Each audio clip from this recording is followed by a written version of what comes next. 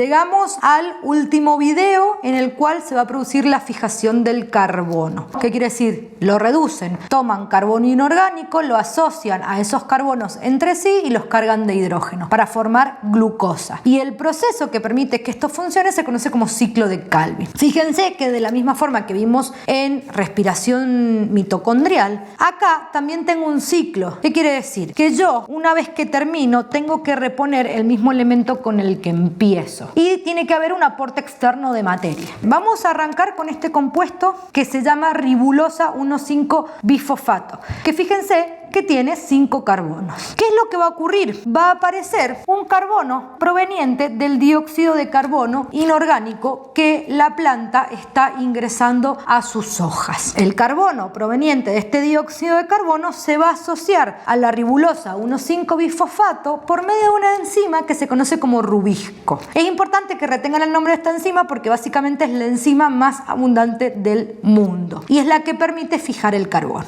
Yo tengo 5 carbonos y le agrego 1 del dióxido de carbono. ¿Qué se va a formar? Un compuesto intermedio de 6 carbonos que es tan inestable que rápidamente se parte en 2 y ni siquiera nos vamos a gastar en ponerle nombre. Entonces, este compuesto de 6 carbonos se parte rápidamente en 2 compuestos de 3 que son 3 fosfogliceratos. Observen que cada uno de estos fosfogliceratos, 3 fosfogliceratos, van a pasar a difosfoglicerato. Y obviamente observen lo que apareció acá. Apareció un fósforo por cada fosfoglicerato. Ese fósforo de algún lado tuvo que salir. ¿De dónde? Del ATP que produje en las etapas que capturan energía. Entonces, lo que acá va a ocurrir es que por cada fosfoglicerato va a ingresar un ATP. Pero resulta que yo por ciclo de Calvin tengo 2 fosfogliceratos. Por lo tanto, a esto lo voy a tener que multiplicar por 2. Me quedé con 2, 1, 3 difosfogliceratos. Lo que va a ocurrir ahora es que se van a formar 2 gliceroaldehído 3 fosfatos. Y lo que va a ocurrir acá es que se va a oxidar un NAD reducido de los que había producido en las etapas que capturan energía. Ahora, fíjense que voy a utilizar un NAD reducido que ahora se va a oxidar, pero va a ser 1 por cada gliceraldehído fosfato. Por lo tanto, yo acá voy a necesitar un NAD reducido acá y un NAD reducido acá. Entonces, va a ser de vuelta también por 2. Ahora, miren qué pasó acá. Yo me quedé con 2 gliceraldehído 3 fosfato en un primer ciclo de Calvin, en una primera vuelta. Yo ahora lo que puedo hacer es sacar uno de estos carbonos y reservar los otros 5 para reponer la ribulosa 5-bifosfato. Entonces, fíjense acá que se cumplió lo que hablamos del ciclo. Yo, mediante esto, saco un carbono, lo guardo, lo dejo en stand-by y repongo los 5 de la ribulosa 5-fosfato. Acá, fíjense que ahora me quedé con una sola molécula. ¿Por qué es importante resaltar esto? Porque ahora la voy a volver a cargar con otro ATP. Voy a utilizar otro de los ATP que produje en la etapa que captura energía para agregar un fosfato y reponer la ribulosa 1,5-bifosfato. Pero al ser una sola molécula, ahora es un solo ATP efectivamente. Di una vuelta, saqué un carbono. Doy otra vuelta más, saco otro carbono. Doy otra vuelta más, saco otro carbono más. Ahí llevo 3. Doy otras 3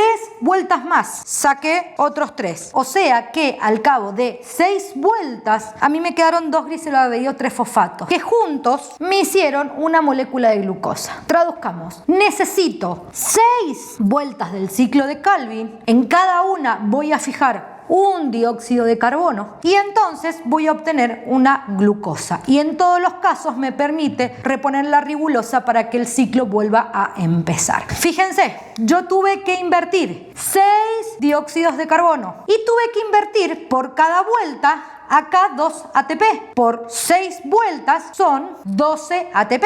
Y en este paso tuve que invertir 2 NAD reducidos, 1 por cada molécula de difosfoglicerato. En 6 vueltas significa que tengo que invertir 12 NAD reducidos. Y finalmente, acá, como ya tengo una sola molécula, invertí un ATP. En 6 vueltas voy a necesitar entonces 6 ATP. Para que se produzca una molécula de glucosa, necesito 6 dióxido de carbono, 18 ATP y 12 NAD reducidos. Todos estos que había obtenido en la etapa que captura energía. Una pavada. Nos vemos.